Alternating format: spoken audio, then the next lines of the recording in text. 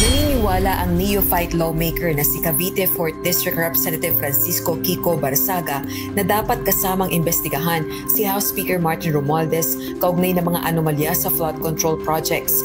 Inihayag ito ng kongresista matapos umalis sa kinabibilangang National Unity Party o NUP dahil sa umano'y internal conflict matapos paghinala ang nasa likod ng planong pagpapatalsik sa House Speaker na itinatanggi nito. Bumaba rin si Barsaga sa pwesto bilang House Assistant Majority Leader. Well, I believe that if anyone should be investigated, the first person to be investigated is House Speaker Martin Romualdez. Bakit po? Because he's now Speaker. I have some personal knowledge. I will not be elaborating that yet. But I'd like for Speaker Romualdez to be speaking in the... I'd like Speaker Romualdez to also be involved in the DPWH here. Hindi pwedeng makakuha mga diskaya ng proteksyon ng gobyerno dahil sa dami nilang nakuhang pera ng bayan.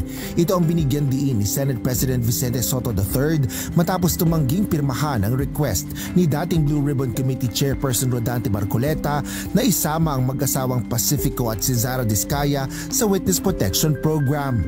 Kapalit ito ng mga isiniwalat nilang impormasyon kaugnay ng mga anomalya sa flood control projects. Bago ang desisyon ni Soto, tinanong pa ni Marcoleta sa plenaryo ang estado ng kanyang kahilingan. Kung maalala po natin, as chairman, I floated the idea na para makatulong po kung merong gustong lumabas na doon sa 15 na kasama sa pagdinig, makakatulong po sila ma-identify po lahat ng mga kasabwat sa anomalyang paglalatag ng mga proyektong pang-flood control. Pinload po natin yung idea na kung gusto ninyo, ay kinakausap na po namin ng DOJ, you may be provided by provisional immunity. Of course, pag-aaralan natin kung qualified kayo. Isang linggo matapos itong ipangako ni Senador Marcoleta ay naglabas ng joint sworn statement ang mga diskaya kung saan 19 na kongresista at ilang pang mga opisyal ng pamahalaan ang kanilang pinangalanan na dawit umano sa katiwalian. Ayon sa kasunod nito, napagkasunduan sa plenaryo na pag-uusapan na lang ito sa pagitan ng dati at ng bagong Blue Ribbon Chairman na si Senate President Pro Tempore Panfilo Lacson. Pagkatapos ng sesyon, inilabas na ni Senador Soto ang kanyang pahayag sa pagtanggi nito sa request ni Senador Marcoleta. Aniya, unfair sa mga mamamayan kung bibigyan pa sila ng proteksyon ng gobyerno. Para anya maging state witness sila, kailangang ibalik nila ang ninakaw na pera at magsabi ng totoo. Dagdag pa ng tagapangulo ng Senado, magkaiba ang sinasabi nila sa Senado at House of Representatives, gayaan niya nagsabi ni Mayor Vico Soto na sila ay sinungaling. Kailangan nating maglinaw na yung pong Bryce Hernandez po ay hindi po akusado pa. Siya po ay nananatiling resource person, cited in contempt sa Senado at hindi ho cited in contempt na may protected custody sa House of Representatives. So, ang panawagan ho natin sa kabuuan po ng Senado, sana pag-isipan pong muli. I-reconsider po itong desisyon na ito dahil I think meron hong magiging mabigat na banta sa buhay po ni Bryce Hernandez kung ililipat siya mula sa PNP Custodial Center papunta po sa Pasay City. Inilabas ng DPWH ang temporary suspension ng pagsusuot ng uniforme sa kanilang mga empleyado sa gitna ng mainit na usapin sa maanumalyang flood control projects kung saan sangkot ang ilang mga opisyal ng ahensya. Highways Secretary Vince Dizon ay yung Anti-Graft and Corruption Practices Act, malversation at ang iba pang mga kaugnay na reklamo. Kaninang umaga, personal na inihain ni Secretary Dizon ang reklamo sa Office of the Ombudsman. Ayon sa kalihim, nasa 20 opisyal ng DPWH Bulacan 1st District Engineering Office ang kasama sa reklamo. Kabilang dito ang dating District Engineer na si Henry Alcantara at Assistant District Engineer na si Bryce Erickson Hernandez. Ang 4 naman na kontraktor ay ang Sims Construction Trading, Wawa Builders na pinapangunahan ni Mark Arevalo, IM Construction Corporation ni Robert Imperio at St. Timothy Construction Corporation na nire-representa ni Maria Roma Angeline Rimando at owner na si Cesara Rowena Diskaya. Kasama rin sa Lookout Bulletin si Candaba, Pampanga Mayor Rene Maglangke at mga opisyal ng MBB Global Properties Corporation. Ayon sa DPWH, ang paglalabas ng ILBO ay upang huwag magkaroon ng antala sa mga isinasagawang investigasyon at mapanagot ang mga sangkot sa maanumalyang flood control project.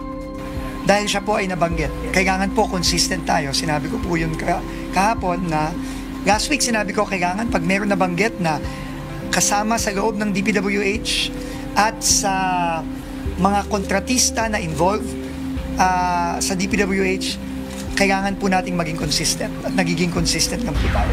Naisipinal na ang listahan ng mga bagong hanay ng mga miyembro ng Commission on Appointments o CA kasunod ng pagpapalit ng liderato sa Senado. Ayon kay Senate Majority Leader Juan Miguel Zubiri, kailangan agad na maihalal ang mga CA member. Ito ay dahil may 4 na bagong kalihim na pupuno ng pwesto para sa 4 na ahensya ng gobyerno. Kasunod ng nominasyon ay agad rin namang inaprubahan nito ng plenaryo sa pangunguna ni Senate President Vicente Soto III. On the part of the majority, I move that we elect Senator Risa Hontiveros, Senator Lauren Legarda, Senator J.V. Ejercito, Senator Rafi Tulfo, Senator Mark Villar, Senator Ping Lacson, and Senator Lito Lapid, who will be taking his first term as a member of the CA. So that Ayon kay Senador Lacson na naitalagang bagong chairperson ng Senate Blue Ribbon Committee, nais niyang ipursige ang issue ng umano'y lagayan sa mga senador. Kasunod dito ng isiniwalat na impormasyon ni Bryce Hernandez, dating opisyal ng Department of Public Works and Highways, sa pagdinig ng House of Representatives, kung saan isang tauhan umano ng WJ Construction na nagpunta sa Senado upang magsagawa umano ng delivery obligation o magdala ng lagay kay Senador Jinggoy Estrada.